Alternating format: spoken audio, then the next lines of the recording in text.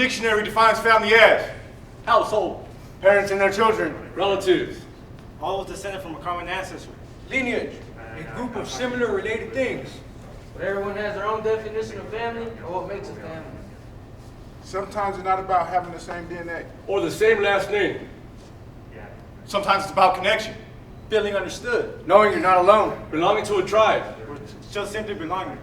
No matter how small and insignificant you may seem in this vast world, Everything is relative. In Shakespeare's world, family pride runs deep. Legacy is everything. And temptations are strong. In the scene, King Henry IV, Part 3, Act 2, Prince Harry is summoned by his father to the palace, who is angered and saddened by his son's recent behavior. Lord, give us leave, for the Prince of Wales and I must have some private conference, but be near at hand, for we shall presently have need of you.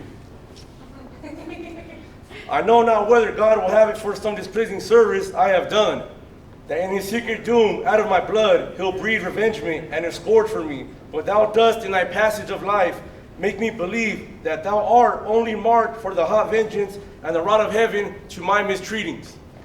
The king is telling his son, I don't know whether God has decided for some displeasing crime I have committed to turn my own flesh and blood into a punisher and a plague upon me.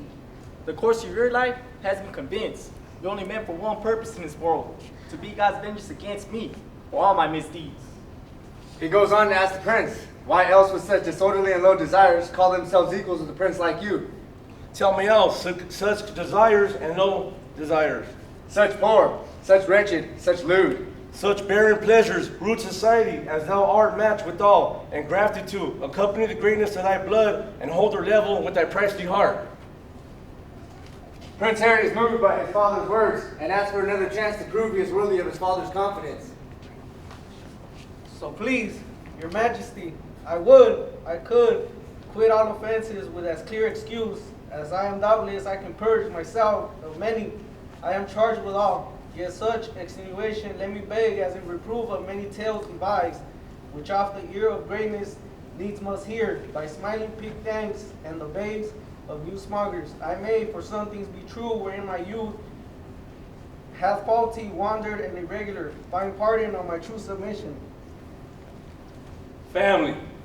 Family, family, family, family, family. In Shakespeare's world, Family. the definition of family is broad, but to us it means There's not a day that passes where I don't think about my family and reminisce. Our bond is unbreakable. Sunday dinners, holidays, and birthdays, but it's also coming together during the hard times. Genuine love that you don't second guess. A group of tight-knit people who always have each other's best interests at heart. won't judge me for my mistakes. The people who are there for me when I am struggling. Those that love you and are always by your side, no matter what the situation is. My foundation and will make me strong. Those who are my blood and those who are not.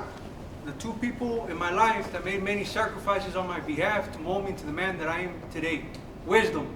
Wisdom, wisdom, wisdom, wisdom, wisdom, wisdom, wisdom, wisdom, wisdom, wisdom, wisdom, wisdom, wisdom.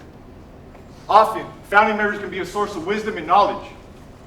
In the play, King Laertes gives his son Polonius parting advice on how to handle himself with practicality and knowledge. Webster's dictionary defines wisdom as The ability to discern inner qualities and relationships. Having good sense.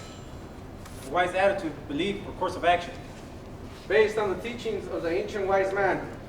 And there's a reason why the definition of wisdom is often associated with something gained over a period of time. Because it can take years to learn the ability to see beneath the surface of things. It can take years to learn right from wrong. Years to take truth from lies, and experience to know which path we choose. We are born a clean slate. We have an open path to grow and become the man we are today. William Shakespeare explains the way men are destined to be profoundly in his play, in his poem, The 7 Ages of Man. The scene is from his play, As You Like It, and has a character named Jacques making a dramatic speech in the presence of the Duke in Act 2, Scene 7. Through the voice of Jacques, Shakespeare takes us on a journey from infancy to imminent death. Death. The stage is dead by William Shakespeare. All the world's a stage, and all the men and women merely players. They have their exits and their entrances. One man in his part plays many parts, his acts being 7 ages. Here, Shakespeare is comparing the world of a stage to a theater, saying life is like a big drama, where different men and women enter through birth and exit through death. At first, the infant here, mewling and puking in the nurse's arms. The first stage of life is that of a little baby, who at an early age to get an attention, a sweet milling sound and an adorable kicking, or by crying and vomiting on those that love him. The choice is his, but the attention comes either way. Then the whining schoolboy with his satchel and morning shining face, creeping like a snail unwillingly to school. Some things never change, right? Even in Shakespeare's time, schoolboys dragged their feet and reluctantly went to school. And then the lover, sound like furnace with a woeful ballad made to his mistress's eyebrow. Haven't we all experienced the silliness of first love? Shakespeare speaks of a furnace whose flames shift and flare unpredictably, just like young romance comes and goes. And the woeful ballad, the lovesick youth, in his euphoria and delusion, convinces himself that he is a gifted wordsmith and singer with the god-awful ballad, dedicated to every part of her, even her mere eyebrow.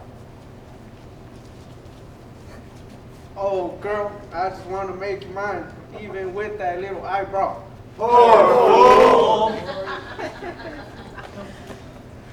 Then the soldier, full of strange oaths, bearded like a pard, jealous in honor, sudden and quick in quarrel, seeking the bubble reputation, even in the cannon's mouth. From allegiance to a country to a promise to keep your family safe, this is the stage of life where soldier is a metaphor for the young man quick to fight to the death over a serious matter, or sadly, a silly one. And let's not forget the beard like a pard. That's Shakespeare, comparing the beard of a teen to a spotted leopard, making fun of the peach fuzz we're all proud of when we first started getting facial hair. How about the bubble reputation? Shakespeare points out how a teen obsesses over their reputation, something that can get big and inflate real quick, yet burst quickly and easily like a bubble, yet we're willing to die for it. Die! And then the justice in fair round belly, with good cup and line, with eye severes and beard of formal cut, full of wise saws and modern instances, and so he plays his part. Here, our young soldier has managed to live through his personal war. He's earned a full beard and belly, and his years on this earth have taught him much. He's become wise, and he had valid advice to give and dishes it out willingly. The sixth age shifts into the lean and slipper pantaloon. When spectacles on his nose, pouch on his side, his youthful hose well saved. A world too wide for his shrunk shank and his big manly voice. Turning again towards childish trouble, with whistles in his sound. The sixth stage of man, many of the traits he treasured in his youth have now left him. His eyes become weak, and his voice turns from deep and powerful to that of a crackling voiced teen. Last of all, that ends the strange eventful history. His second childhood in mere oblivion, sans teeth, sans taste, sans everything. The seventh stage leads to the departure of man's life. Hopefully all of his wisdom earned has been passed on to the youth in his life. Passing on advice and wisdom was a common theme in Shakespeare's works. Who here has heard the following quotes about living your best life? To thine own self be true. All that glitters is not gold. Love all, trust a few, do wrong to none. Every one of these quotes are life lessons that could be used today and come from a monologue filled with advice that could be used even in today's world. This monologue can be found in Shakespeare's Hamlet, where a father named Polonius gives his son Laertes parting advice, how to behave with integrity and practicality. Yet here, Laertes, aboard, for shame. The wind sits in the shoulder of your sail, and you are a state form? There, my blessings with thee, and these few precepts in thy memory. Here, Polonius is teasing Laertes. We're not leaving yet. He's saying, if you're still here, shame on you, get on board. The wind is filling your ship's sail, and they're waiting for you. Next, he gives his son his blessing again, and then begins giving him a few rules to live by. See thy character, give thy thoughts no tongue, nor any unproportioned thought his act, but be familiar, but by no means vulgar. Don't always say what you're thinking out loud. Be kind to people, but don't overdo it. Those friends thou hast, and their adoption tried, grapple them to thy soul with hoops of steel. But do not dull upon with entertainment of new hatch unfragged comrade. Fight to keep the friends that have been loyal and true, and don't be quick to add new untested friends into your circle. Beware of an entrance to a quarrel, but being in, bear that the opposed beware of thee. Avoid fights, but if forced to defend yourself, win.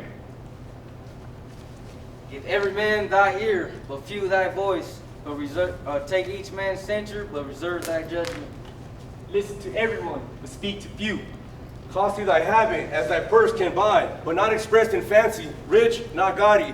For the peril oft proclaims the man, and they in France of the best ranked station are of a most and select generous chief in that. Neither a borrower nor a lender be, for loan off loses both itself and friend, and borrowing dulls the edge of husbandship. Dress to impress, but spend within your means, and don't borrow money or loan it, ever. This above all, to thine own self, be true, and it must follow, as the night, the day, thou canst not then be false to any man. Farewell, Farewell, my blessing is indeed. If given the chance to impart advice of our own, here are the words of wisdoms we would share. Actions speak louder than words. Keep your mouth closed and your eyes open. Life is just cause and effect. Hate equals violence, violence equals more hate. You'll never solve nothing with either one. Stop caring about what people think, you do you. Stop judging others, or be prepared to look yourself in the mirror with the same eyes. Until you live a long, full life, stop thinking you know more than your elders. You don't. Don't be impulsive. Only you can defeat yourself. You set your limits. If you woke up one morning, suddenly found yourself in a 16th century family, you might be surprised at how familiar everything seemed. Trials, tribulations, growth, and love. When it comes to family, everything is relative. If we shadows have offended, Think with this and all is mended. That you have but slumbered here. While these visions did appear, And this weak and idle theme, No more yielding, but a dream. Gentles do not reprehend. If you pardon, we will mend. And as I am an honest pug, if we have unearned blood, Not to escape the serpent's tongue. we will make amends ere long. that was the puck that I recall. So good night unto you all. Give me your hands if we be friends, and Robin Chalamans.